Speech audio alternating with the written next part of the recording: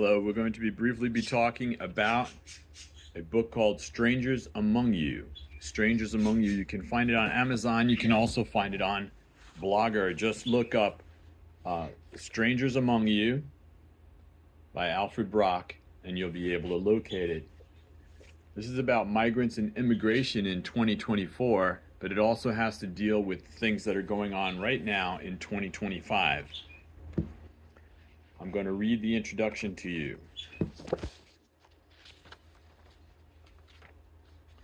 The book talks about why migrants and immigrants are risking their lives to cross the border into the United States and become Americans.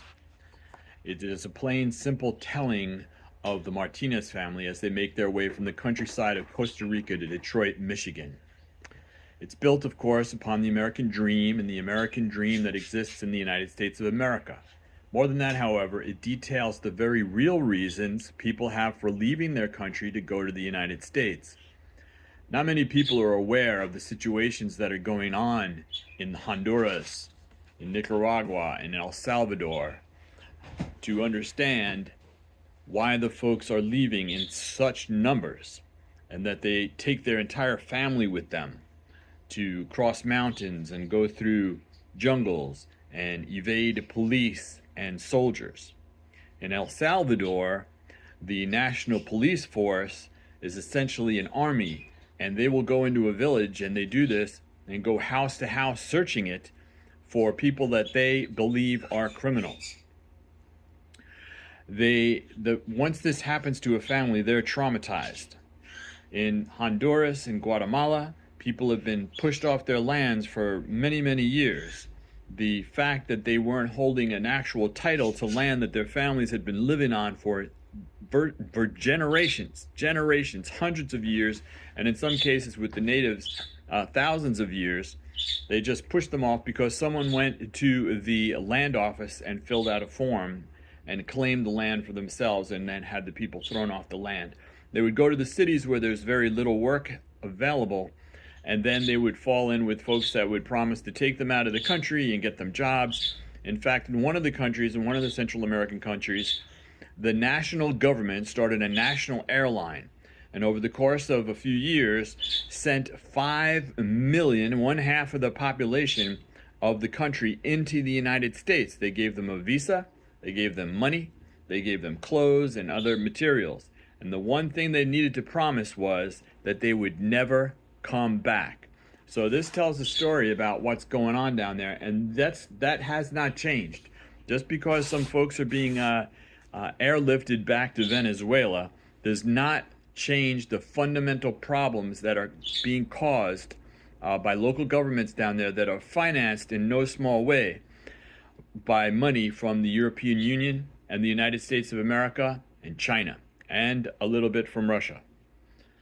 In the case of the European Union, one of the countries exports flowers, and they constantly take over more and more land to grow these flowers. In 3 of the countries, banana culture is very important, and the banana plantations are extremely large. They're like county-sized operations, each individual one of them. And they produce the bananas and they destroy the land. And eventually the bananas get a certain fungus. They're the newer version that replaced the older version of bananas is now under threat from certain viruses. In order to avoid that, they just shut down the plantation and clear the forest next door. And if there's people living there and they've got farms there, as we discussed earlier, they just take care of all those titles and drive the people right off the land. The land is being exhausted. The land is being destroyed.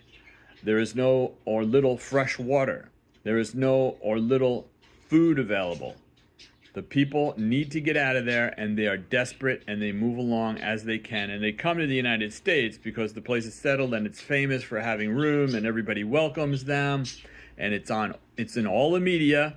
It's on all the news stations that is the case. It still hasn't changed, even though this activity has started. So anyway, please take a look for this.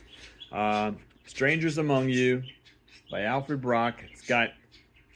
Though it is a fictional story about this family, it's got all the information that you need to understand about what is going on in these countries. I'll finish with this. El Salvador where some of the illegal immigrants were sent to go to private prisons. El Salvador is run by a gentleman who operates Bitcoin. And the combination of the relationships between the private business of certain of our major political leaders and those guys is of major concern. Strangely enough, there's not enough electricity and water in El Salvador. Not enough food and opportunity for the folks, so they split as often as they can. But they do have enough money. The president of El Salvador designed a Bitcoin farm that is powered by electricity harnessed from a volcano. It's crazy, and it shouldn't be that way, but that's the way it is. And they're not telling you about it, but you'll learn all about these things and more in Strangers Among You by Alfred Brock.